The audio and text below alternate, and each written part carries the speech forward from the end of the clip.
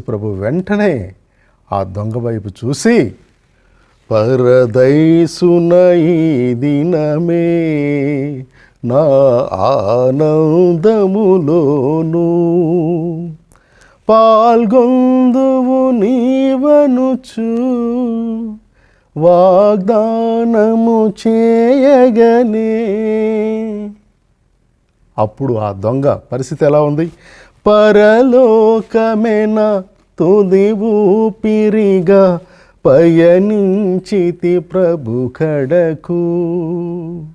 ఇలా క్రీస్తు ప్రభువు నుంచి వాగ్దానం పొందినప్పుడు ఆ దొంగకు మరణము ఏమాత్రం బాధాకరముగా అనిపించలేదు. ఎప్పుడెప్పుడు పరదైసునకు వెళతానా అని తహతహలాడాడు.